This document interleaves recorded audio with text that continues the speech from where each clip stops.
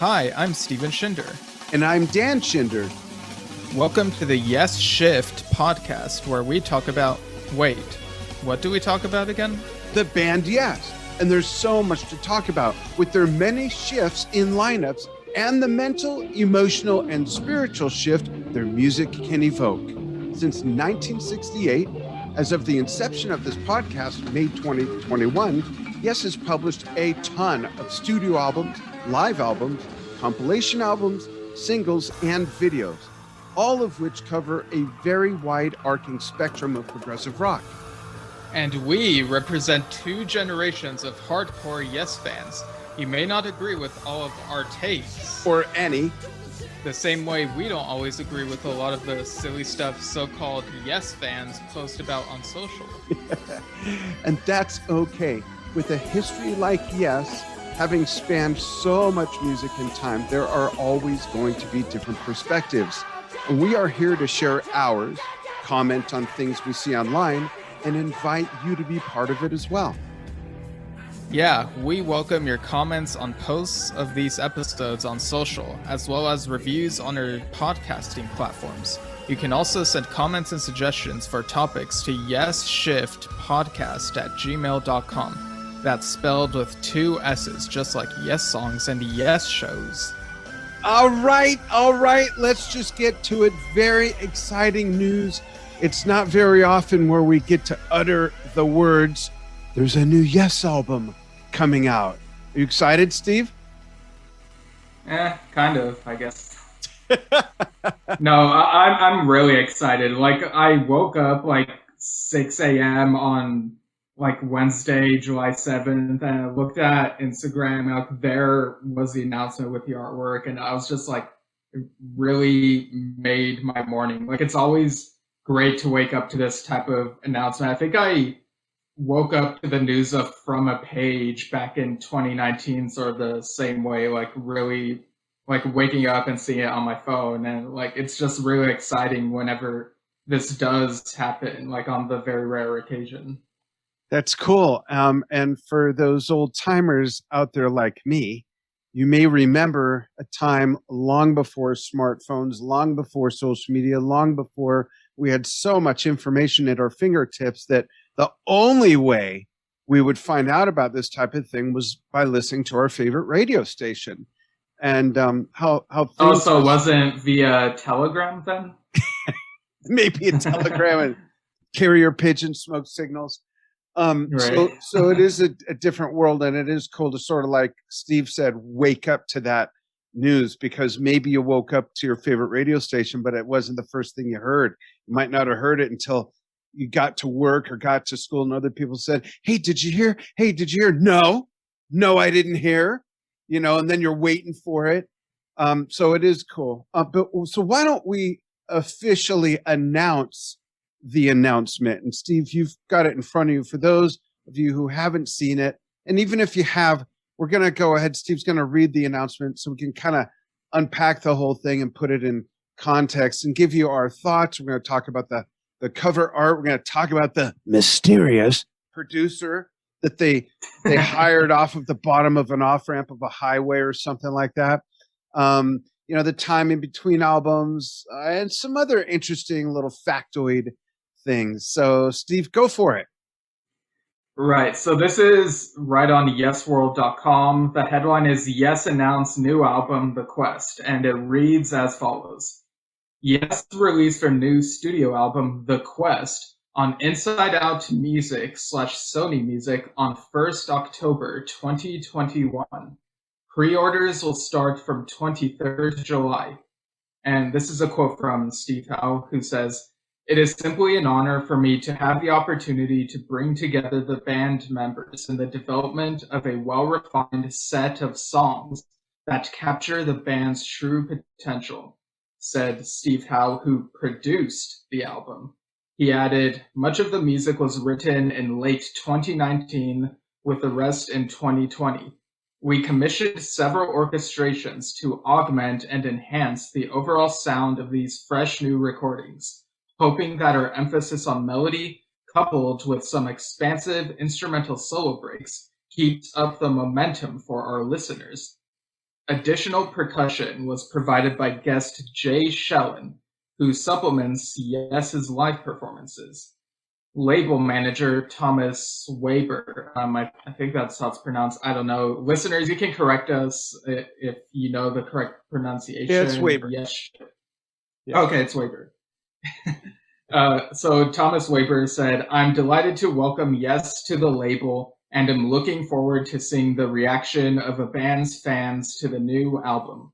Being a longtime fan myself, I'm really excited by the new material. Steve Howe managed to capture many of the important elements that we all love about Yes. Containing 11 songs, 8 on the main CD with 3 extra tracks on a bonus CD, and cover artwork designed and created by the band's long-term collaborator Roger Dean, the Quest will be available on vinyl and 5.1 Blu-ray and CD, all on the day of release." So we'll go over the track listing later on, but let's just unpack like all of this. Like obviously, like there are different reactions. Like people like myself are excited, and you had like the people here and there who are like, "Oh, John Anderson's not on this. I'm not gonna buy it," or whatever. Or like people will ask if John's on it, or they might not know, and it's like, do people still think it's 2004? Like I don't get it. Just I mean, it's new Yes music, and I've been enjoying the current lineup, so it's like, Yeah, there's you know, also it's yeah.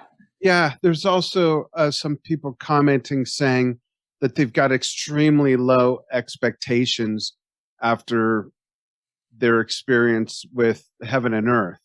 Right. So I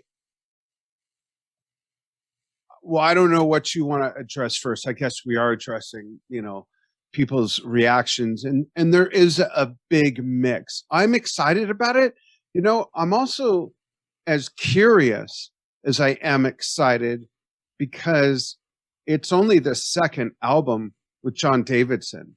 And when I was listening to some of the music you sent me to put together the soundtrack for the intro, and I listened to the game and some other things, it struck me that Believe Again was the other one. Oh, Believe Again, yeah. John Davidson actually sounds more like a young Trevor Horn to a degree, but I'm happy to say he more so sounds more like himself than either John Anderson or Trevor Horn, which I think is great. They didn't just get a parrot to emulate and try to sound exactly like anybody. He sings in the register, he sings the notes, all those things, but the timbre of his voice and everything besides is certainly his own. So it is nice to see that they're putting out a new album. So there you go. As far as the announcement and the reactions to the announcement by fans and non-fans. Right. So what do you think of the title of this album, The Quest? Like, what does that kind of evoke in your mind just reading that? I love the title because I love the word. And I actually forgot to mention when we first started this that we're calling this series A Quest for Yes, which is a play on words, of course, but it's also not. I think it's a great title, and I really, really hope that the music lives up to it. If I could chime in on what my dream makeup of the album's music would be, I would like it to sound fresh. I would like it to sound new. I would like it to sound like this lineup, but I would like it to have everything from the gravitas that we've known Yes for, as well as some of the really subtle, gentle nuances that we also know Yes for. And each of the members in the band have had experience in both those dynamics and everything in between, playing Yes music and music on their own. So I would hope that they pulled it together. And I like what Mr. Weber said about him complimenting Steve Howe about pulling together all the elements. Now, that could be subjective too. Who knows? Maybe the whole thing sounds like the middle of Roundabout, or maybe the whole thing sounds like Rhythm of Love, or maybe the whole thing sounds like From the Balcony. Who knows? Right. But I would like to think that because it took so long and this lineup has been on a quest to find their way and their sound and develop into who they are now, that we really hear those results. Yeah, I also really like this title. It sounds very medieval or medieval fantasy kind of thing. Like I think that's due in part like thanks to like watching Monty Python and the Holy Grail as a kid, thanks to you, and like they're on this quest, and so and I with prog rock bands of the '70s, I feel like every now and then there are like some band names or album names or song names that kind of evoke like medieval fantasy. And so I don't know if that's like the intention here, but it does sound kind of like a throwback to like some of the stuff from back then. Like you'd have like Tales from Topographic Ocean sounds very fantasy. You'd also have Demons and Wizards from Uriah Heep, or like stuff like In the Court of the Crimson King or In the Wake of Poseidon, like just or Star Castle, even like just names like that. Like this kind of makes you think of like all of that. Like it sounds proggy to me somehow. Yeah, it also sounds, it's a timeless name. It could have come out in the 60s, the 70s, 80s, 90s, early 2000s, or now. It's a name that spans the same meaning over 5 decades, and I think it suits the band over the 5 decades as well, which is another element of the curiosity for me. Yeah, fans, definitely. what do you think? Yeah, fans, chime in and tell us what you think. I know some people are going to chime in and say the name is cheesy. Where's John? Blah blah blah. That's fine. You're entitled to your opinion. Just don't be a dick about it. Oops, did I say that? Right. So another random observation that I made was that this is the third Yes studio album to begin with the word "the" in the title. Do you know what the other two are? The Close to the Edge and the Relayer. No, let Close. me the latter. Yeah.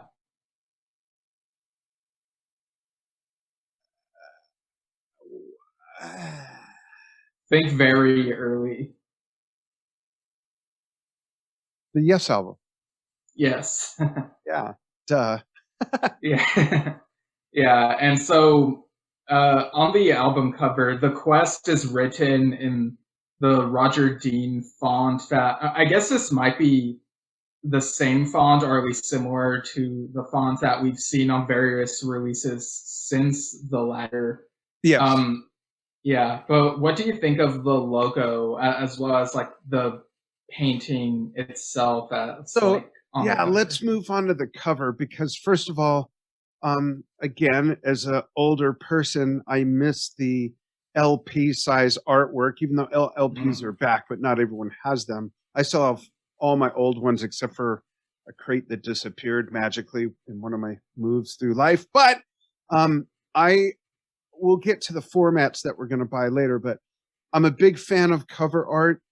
I'm a huge Roger Dean fan. It's almost hard for me to look at a Yes album cover that doesn't have his artwork, even though there are a couple that are very, very fitting for those albums.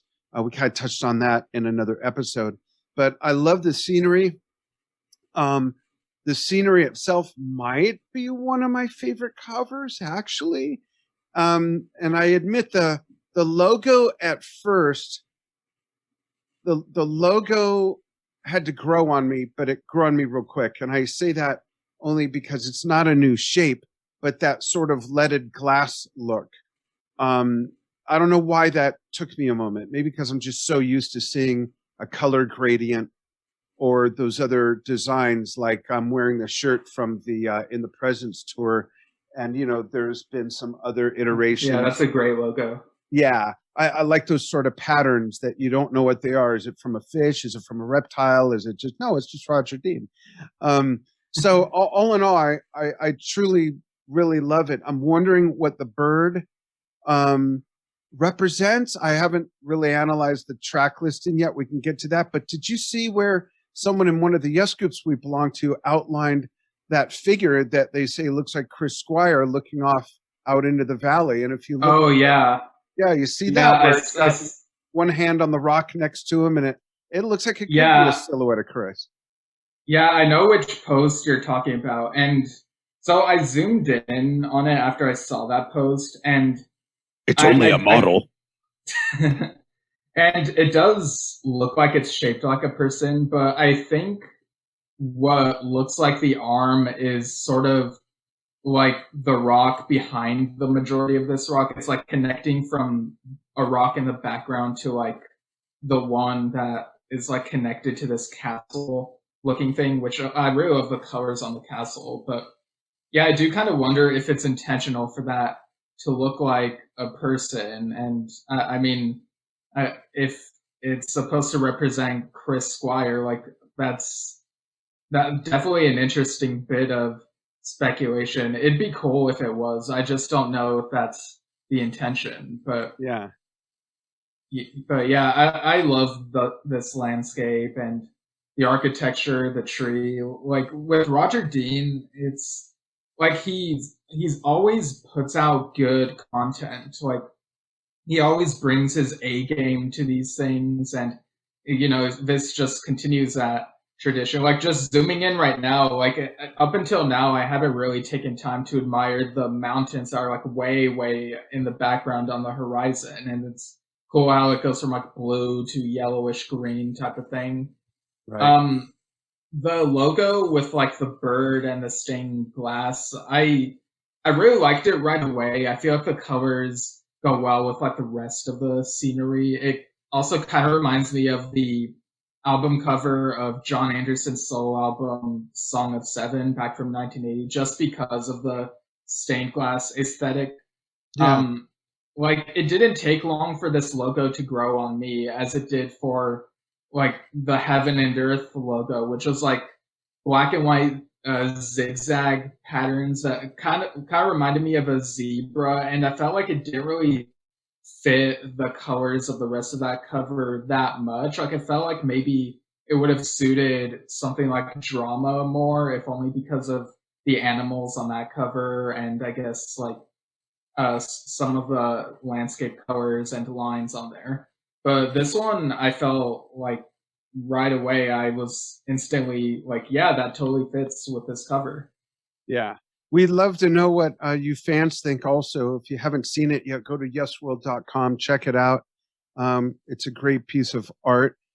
I wonder, well, I wonder if it folds out or if there's a booklet. And we'll talk about the different formats because one of them cites an art book. So I wonder what that's all about, but we'll get to that. Let's talk about this new producer that they used. Yeah, this person that nobody's ever heard of. Yeah, I think it's real interesting that Steve Howe produced it. I wonder how that came about and if it was unanimous, if the band asked him or if he just stepped up and said, I'll take the lead on this. I wonder how that happened. And I'm real curious because I love as far away as it is in time and technology from right now, I love the sound of his solo album Beginnings. That's just a great album, and it really has his stamp on it in so many ways. So I'm curious, fast forward how many years? 40 whatever years? 46, I think, because that came out 75. Yeah. Yeah, I think it's 46. Yeah. So I'm wondering with today's technology and all his growth as a musician and producing other albums himself, his own and things like that, like what we're going to end up with. Very curious. Right. And we've had Yes members act as the producer before, like Billy Sherwood, both of the Trevors. Oliver produced the From a Page EP, I guess you could call it. And Chris was credited as producer of Yes shows because I guess he had the recordings and was sort of in charge of that. Yeah, I think he mixed it too. Yeah, but there have also been albums here and there where it says produced by Yes or co-produced by Yes. Like, for example, Going for the One and Tormato have produced by Yes on them. Yeah. But this is the first Yes album where it just says produced by Steve Howe. And I was surprised by that choice because a few weeks ago, or maybe last month, there was like speculation that this guy named Curtis Schwartz might be the producer because there are like photos of him with the band in the studio. Maybe he's an engineer or mixing or something, but clearly from this, Steve Howe is the producer, and that makes me wonder, like, I don't know what exactly that means for how this album will sound. It like basically like I guess we know that Steve Howe will want it to sound as best as he thinks it can sound, and he's been in the band for like a long time, so obviously he has an ear for what Yes sounds like when they're at their best. So yeah, like we don't have any sound bites yet, but yeah, I'm surprised actually that they don't have samples with the track listing. Yeah, maybe those aren't too far off, but yeah, like I'm really curious, like how this will sound. Yeah, if the pre-order is July 23rd, I would hope they'd have samples up by then, so that it encourages people to buy the album. I mean, that's why you do that. So maybe they're still futzing around with the mastering or something.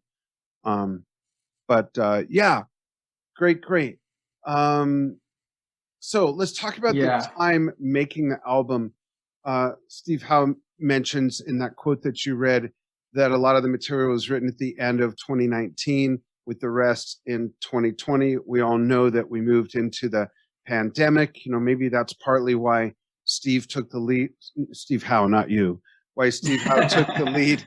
I took the lead on getting Yes to make this album. Yeah, being that they were all living in different places. Steve Howe, Jeff Downs in England, Alan White up in Puget Sound area, Billy Sherwood in outskirts of Los Angeles. Maybe it was just someone needed to take the lead and just make it all happen. But so how long has it been since Heaven and Earth? Like, what's the time lapse between the albums? Heaven and Earth came out 2014, so it's been 7 years since it came out. And what's interesting about that to me is that in those 7 years, they did a lot of touring, but didn't record any new material. And that always kind of bothered me. Like, I love that you're still touring. I love you're bringing back a bunch of rare classics and deep cuts, but can you take some time and record some new fucking music already? That kind of irked me a little bit. But you mentioned something that I thought about after we talked about it, and that is when I was giving you my thoughts on Heaven and Earth yesterday or the other day, you said something like to the effect of, yeah, but it was rushed. I don't buy that and I'm not faulting you, but I'm saying I don't buy that as an excuse or reason for an album to sound the way it did. Led Zeppelin 1 was recorded in 2 weeks. Led Zeppelin Presence was recorded in like four weeks or something. I think that they hadn't really found their direction, and maybe that's the part that was rushed, But I'm hoping in the 7 years and in the time since Chris's passing, where Billy's filled in, they've played so much that they've really gotten to know their playing. And maybe at sound check, they screw around with stuff. Maybe before the official writing, they were sending jam tapes back and forth. Who knows? And I'm hoping that this just comes off as really developed and very Yes, whatever that means to whoever's listening. Right, because I do think on Heaven and Earth there are a few tracks where they could have fleshed it out more. So I do think more time would have benefited that album. Like, obviously you can make great albums in a short amount of time. It's a case-by-case basis. But with this, like, I think part of the reason it took them a while to get around to recording this. Like, obviously, you mentioned the touring, but also, well, I mean, there's this other reason I thought of, but I guess we'll start with like the touring. Like, I do think they've put touring first for like much of these years, and that was a roadblock for ARW. Like, they kept teasing, oh, we're gonna make and record new music, but they kept like a couple of the members at least have said that touring always kept getting in the way, and they couldn't figure out how to like get in the studio with each other, and it just felt like as great as the ARW shows were, that project feels incomplete to me because they never got around to really releasing like a full studio album of new music. It was just something that was shown on the radio and that was it, and now they're done. So I'm glad that I just want to say, I think to ahead. that note, that whole project was a cameo, basically. You know, I just think it was a cameo appearance of themselves as themselves. You know, like, it was like a nostalgia trip. Like, yeah, they just like jumped out, did was, this thing, and now they're gone. Yeah, I mean, John Anderson had been writing with Trevor at least as far back as 2008, maybe 2006, and then they were like writing with Wakeman as far back as 2010. And it wasn't until like after Chris's passing that they started like uh, planning to like do AirW, because it's like they're not getting younger. But it's like with all those years of writing, it just boggles my mind that they didn't have stuff they were ready to just record and get out. And there's also like, apparently it was hard for them to get a record deal, which I don't know what the deal is with that, what the story is. Yeah. But they don't really have a good track record. That might be part of it. But yeah, so I definitely think touring got in the way, and because of like the pandemic, it maybe accelerated the release date of this album. Maybe if they had kept touring, if the pandemic hadn't been a thing, like maybe we wouldn't have seen this album till like a year or two from now. But I think another reason it took them a while to get around to recording something is, you know, after Chris's passing, they were like trying to get acclimated to like a Yes without Chris in that bassist role. You know, they got Billy in the band and they've known him for a long time, but they might have felt like they needed a while to like really like get the I don't know what the metaphor is off the top of my head, you know, break in the boots or whatever, like try to get used to this lineup and how they work together. And then like the 50th anniversary stuff, I guess they wanted to like focus on that for a bit before putting out new stuff. But now it's like finally happening, and you know, better late than never, you know. Yeah. Cool. Let's talk about the element that is mentioned in the announcement, and that's orchestrations. And the first thing that comes to my mind when I hear that is maybe it is going to have that gravitas that I mentioned. And I wonder if Steve Howe drew back on his personal experience of recording Magnification and what those orchestrations brought to that, as well as some other previous experiences on solo, as well as the earlier days, even before he was part of the band, where they brought in an orchestra. And maybe it's a way of tying a timeless element back into Yes music or something. Yeah, like you said, orchestras are not a new thing for Yes, and it can be done well.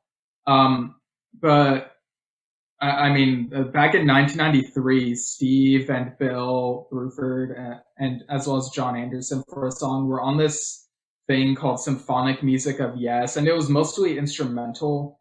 And that album it's kind of more like background music. It doesn't really have gravitas, but like the other stuff like Magnification and Time and a Word, it's like really rocking and symphonic. And so I really like that they're like experimenting with this. I mean, we've even had orchestrations on Onward, right, on Tormato, and right. So I think this will be a nice element to throw into the sound of this new album. I'm just curious, like, how much of the album has orchestrations? Like, is it half the songs, or is it all of them, or who knows? Like, we won't know until we listen to it, probably. And how are they used? Who knows? Yeah. And then, yeah, because he says it's to help make it sound more melodic, and so yeah, I don't know. It'll be interesting, I guess. yeah. The next thing on our list, and let us know, folks, just for fun, go ahead and take a moment and comment with what is your favorite Yes song that has real orchestration on it, not a mellotron or anything else, but real orchestration. Steve, what's yours? Not counting anything they did live that right. didn't originally. Yeah, a studio Okay. recording with orchestration. What's your favorite? Yeah, I know my answer. Give Love Each Day. Oh, okay, yeah, that's a great one. Mine's from the same album, and it's I think it's either Spirit of Survival or That's a great one. Or the one that Alan plays the piano in the beginning. In the presence of? Yeah, in the presence of. I'm wearing. Yeah, you're wearing a tour shirt that has a similar name. Oh boy, these senior moments are great. That's why they have to put me with my son so that I have some guidance throughout this whole thing. Yeah, I think either of those two are my favorite. I love the bigness of Spirit of Survival. So are we going to get something like that? Who knows? That's why I'm so curious about this. Yeah, it like blows my mind that we are now 20 years removed from magnification. I remember crazy. being a kid and borrowing the CD from my uncle and playing it on the CD player thing, that's part of a radio or stereo, whatever it's called. It's right. Yeah, it's weird. For context, folks, Stephen is going to be, as this is being recorded in 2021, he'll be 27 this year. I will not be 27 this year. Yeah, I'm pretty much like half the age that Yes is, more or less. And yeah, like it boggles my mind that now the Union tour is closer to the formation of Yes than it is to now. Like, it's not even the midpoint anymore.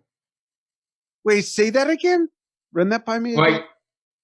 Like the Union tour, the year that it took place, is closer to the formation of Yes than it is to now. today. Oh God, that's crazy. Yeah. Yeah. Wow. Yeah, that's very interesting. Next on our list is Jay Schellen contributing, and I don't know if I have much to say on that. I'm sure whatever he did is good. We've seen him live kind of augment and give Alan a break. For those of you who don't know or have seen something but not known what was going on, Alan has suffered severe back issues over the last few years, and Jay is clearly in line to take that seat if and when Alan bows out while the band is still together. Right. There's much anticipation that it might have happened by now. There was even anticipation as to whether or not Jay would be the drummer on this album or that whatever the next album would be. And I think there's still some anticipation as to whether or not Alan's going to be on the tour. I'll have to call him and ask him. Well, his name is on the poster for the tour for next year. So, but how involved he'll be in the set list is we'll just have to see. But yeah, like Jay Schellen has contributed a lot in the live setting. So, on the studio album, I already knew a couple weeks ago, there's some interview that Billy did where he said that Alan played all the drums, and so that made me wonder whether Jay contributed at all to this new album, but clearly he's contributing some percussion, and I'm glad he's at least on it, because he's been a real help to the band these last few years. I think it's been 5 years or something, because he was on the Topographic Drama Tour. That was 2016. And like to have him on a Yes studio album, like he's also been on the live albums, but to have him on the studio album, like I'm glad he's on there. It's just a nice little thing, you know? Yeah. Yeah, it's kind of like we see an eyeball peeking out from between the two seams of the curtain, whereas sooner or later he's going to jump all the way out. And good for him. Right. You know, that's awesome. New label, a subsidiary of Sony, and you mentioned that they had been on a couple other labels, but I think technically they were with Atlantic / WIA for, you know, the lion's share of the life of Yes, signed originally by Ahmet Ertegun with Atlantic. So it'd be interesting to see what the label does for them and, you know, how all that works out. It's who knows. And hopefully Thomas Weber is, you know, he's probably, I mean, my age or younger, maybe. I don't know. I have to look him up. I don't know. But it's interesting. Yeah, new label. Let's see what they do as far as putting this out there, getting it out. I do like the multiple formats. We'll get into that. But as far as the songs listed, I really wish we have some samples. We'll do another episode and break those down and actually insert them when we do have those. I keep clicking on them, hoping they'll become active. But I'll go through and read the songs and the lengths, okay? Okay, but before you do that, I just want to, I looked up some stuff about the labels that Yes has had. So they were on Atlantic up until, before Union, because, ABWH was on Arista, so, you know, because of a merger, the Union album was on Arista. And then Talk was on Victory Music, I believe, but that record label folded. And then I think it was Essential Records for the Keys to Ascension stuff. I don't think that went anywhere either. And then for the few albums after that, they were on Beyond / Eagle Music, and then 2011 with Fly From Here, they were on Frontiers Records.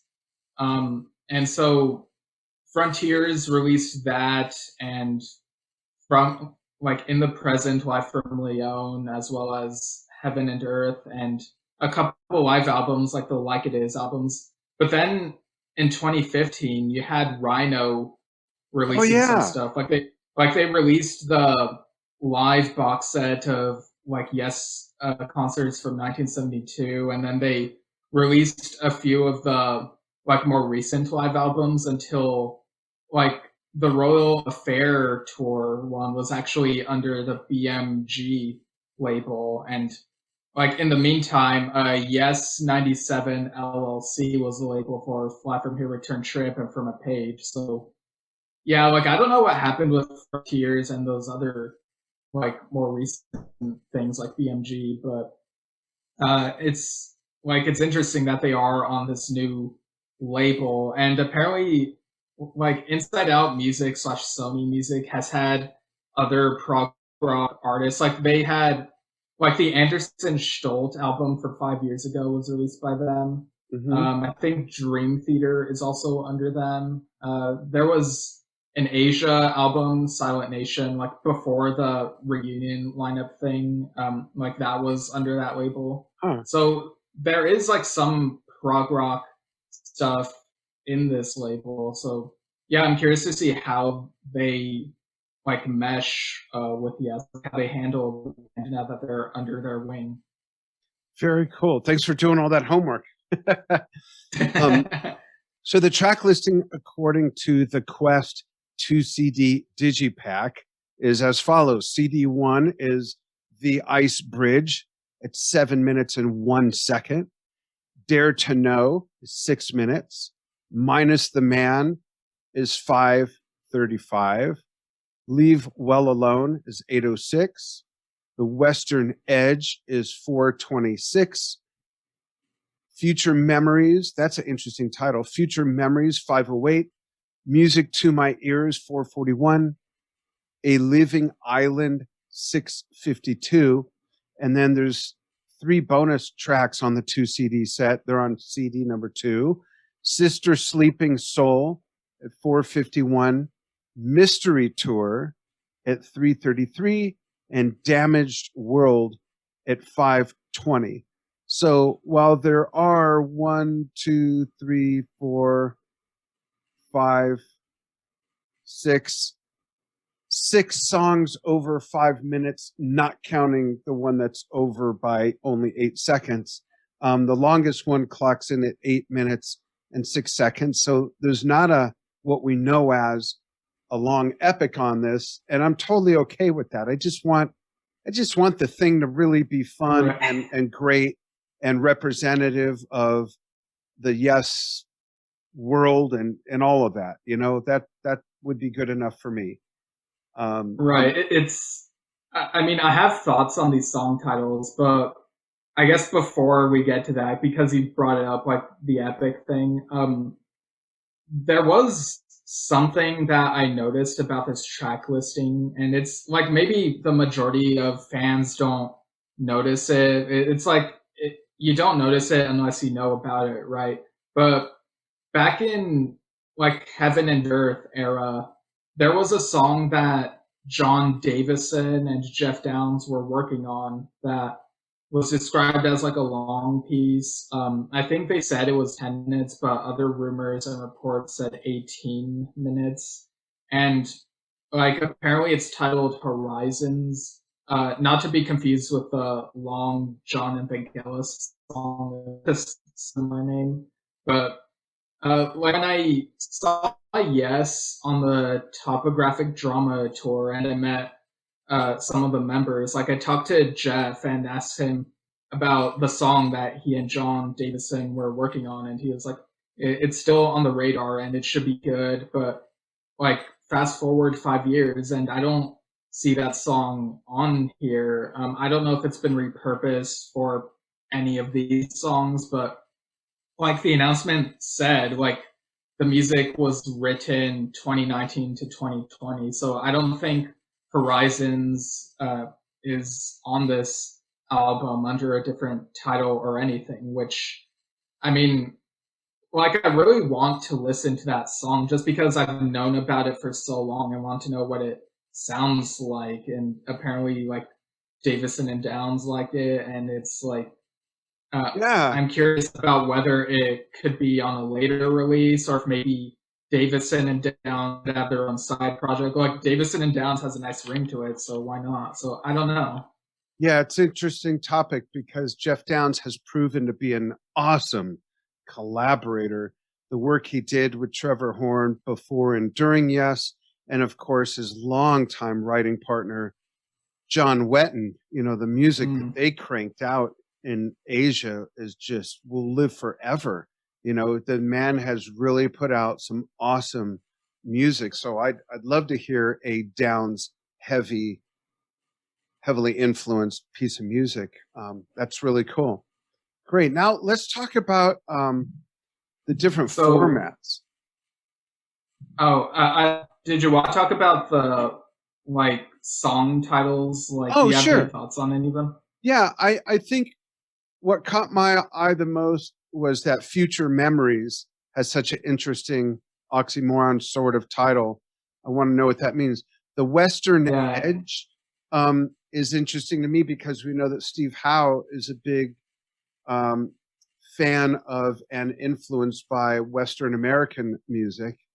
So that's interesting. Yeah, I kind of wonder. I mean, Future Memories reminds me of Future Times, so it's a really cool title. Yeah. But the Western Edge, I kind of wonder if that could be a Steve Howe solo piece. Like, do you think any of these are Steve Howe solo piece? Or? A good point. Actually, I wondered that about the Western Edge, Music to My Ears, and Mystery Tour because they're so short. But I do want to mention that the Ice Bridge at 7 minutes and 1 second for the opening track sounds real interesting because I don't know what you think of, but I think of an adventure. I think of it's a journey, it's a quest, it's an adventure that leads into the Ice Bridge, and the Ice Bridge is the antagonist and protagonist of the song at the same time. They've got to conquer it. I'm curious if that's at all what it's about. I know I'm just totally guessing and making this shit up in my head. Who knows? You know, I could be way off. It could be the name of their favorite snow cone shop. I have no idea. Yeah, I'm kind of surprised that there's not an ice bridge on this Roger Dean painting. Yeah. I mean, who knows? Maybe it could be like on the back or in the booklet or something. But right. Yeah. Also, a living island sounds like it could be like you could make something Roger Dean-esque out of that in a painting, couldn't you? Definitely. It sounds like an ecosystem, or is it a person who feels outcast and all alone? Who knows? Yeah, and Minus the Man stood out to me because, I mean, someone else made this observation as well, but I kind of wonder if maybe that could be a sort of Chris Squire tribute song. That's what I wondered as well. Yeah.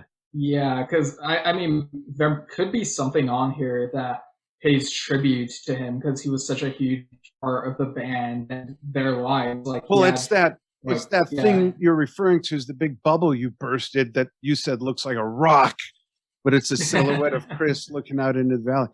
If it is a tribute, I hope it's obvious who it's to, rather than people interpreting it. Well, knows about Chris, knows about John, knows about Patrick Moraz in there.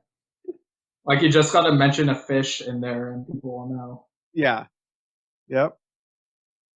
So cool. Right. And yeah, I don't know what the deal is with having these bonus tracks on a separate CD.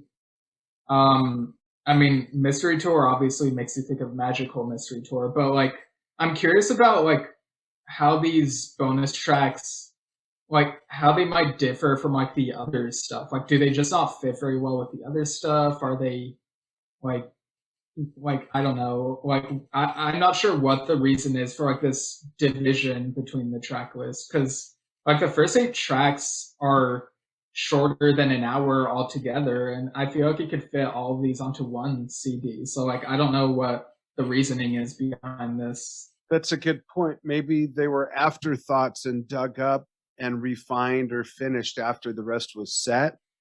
I don't know. It's a good question. What format or formats are you getting?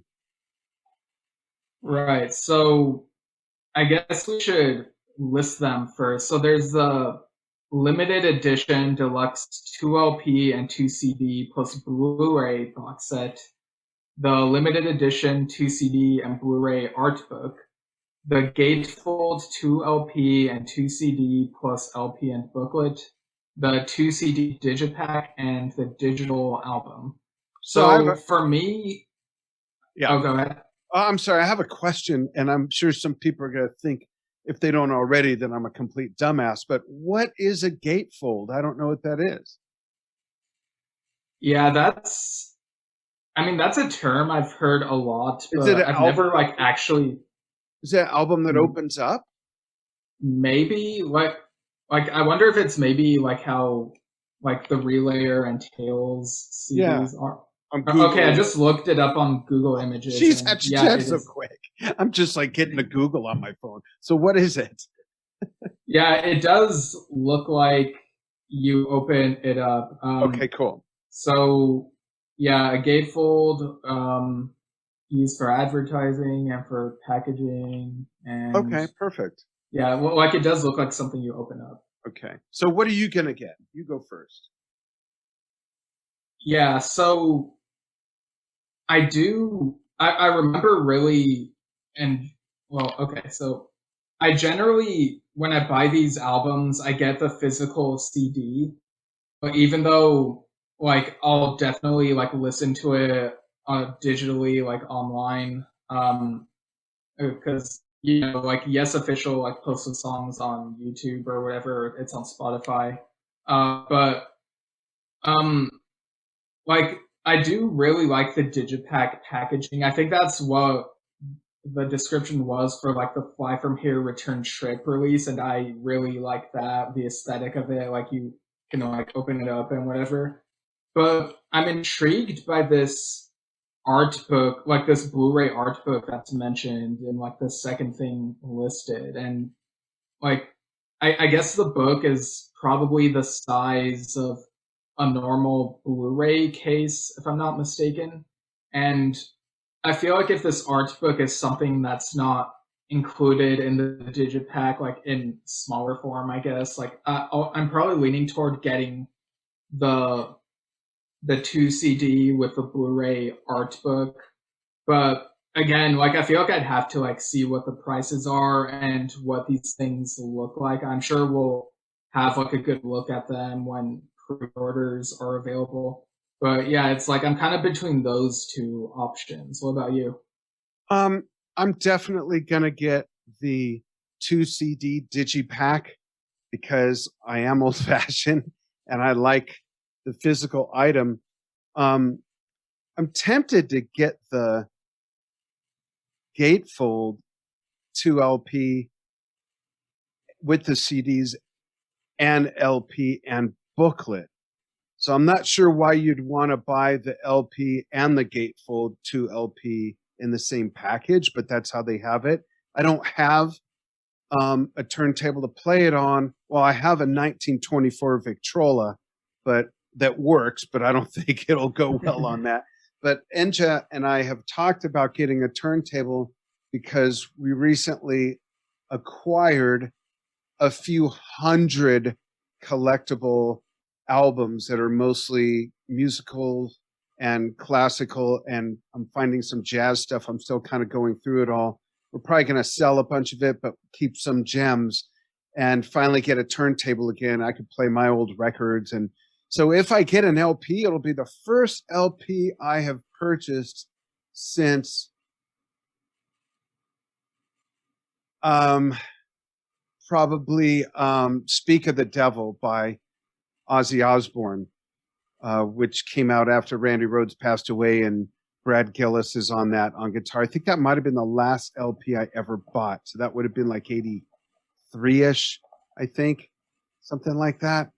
The last Yes LP I purchased was either Drama or Yes Shows. Didn't Yes Shows come out after Drama? Yeah, it came out a few months after, which so I always thought was kind of weird because it like yeah. happened before, but yeah, that's how it happens. And that was one of the beginnings of what became normal for Yes, just stuff happening out of order and band members coming and going and going and coming. I told you earlier on the phone, like Rick Wakeman, like a booger you just can't get off your finger. It's just he's always there. He other than his initial joining of the band, he's rejoined 4 times, right? He rejoined for the Onion. 4 or 5. Yeah, like the Onion Full Circle tour. Keys. Going for the one. Yeah, exactly. There you go.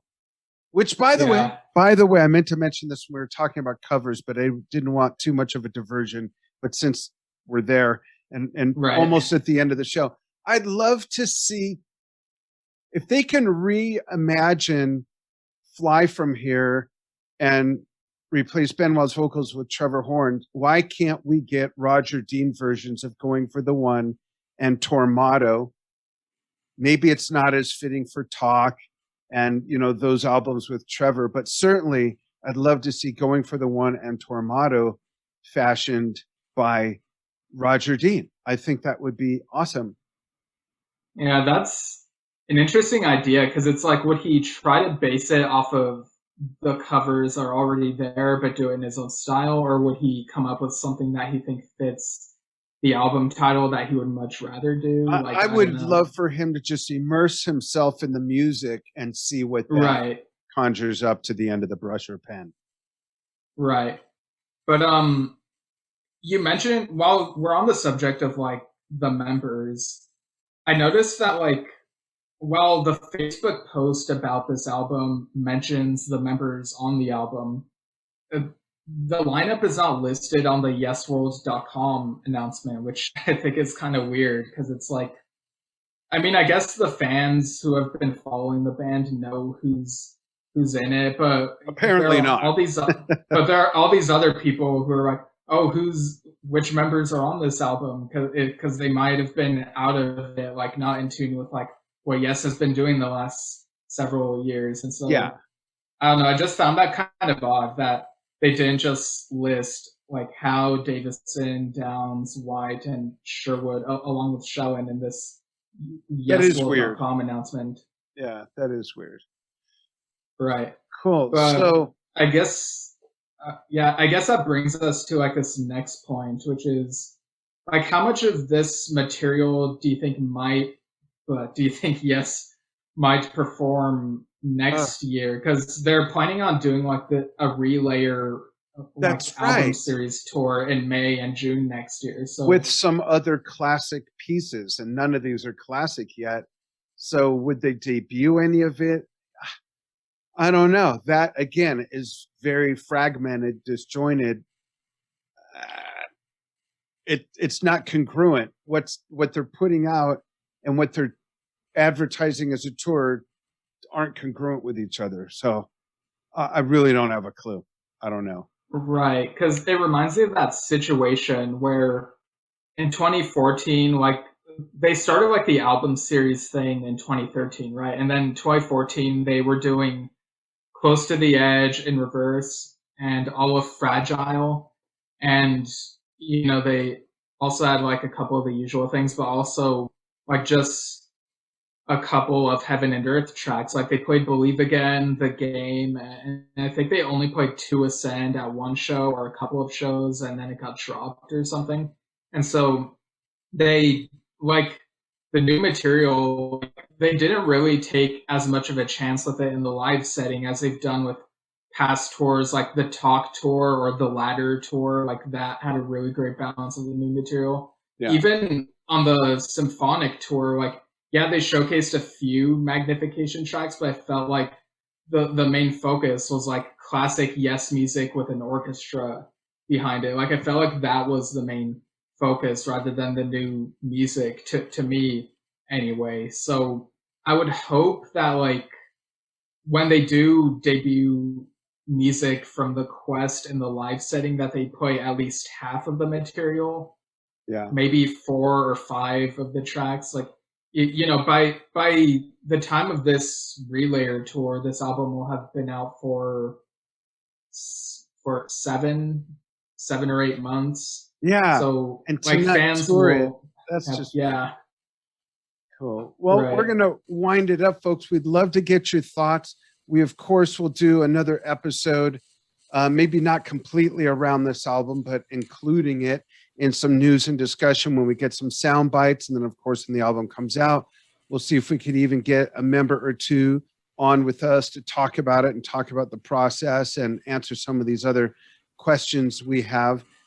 Drop us a comment if you're watching this or listening to it on a platform that has comments enabled. And you can always pop us an email to yesshiftpodcast@gmail.com. Let us know what you think. Be kind if you hate it. And also let us know if there's some topics you'd love to have covered or questions you'd like asked of certain present or past Yes members. I think that's about it, Steve. Yeah? Yeah, I think we've fulfilled the quest of this episode. Absolutely. And looking forward to having listeners join us on future quests as well. Absolutely. Thanks, everybody, for listening. Much more to come.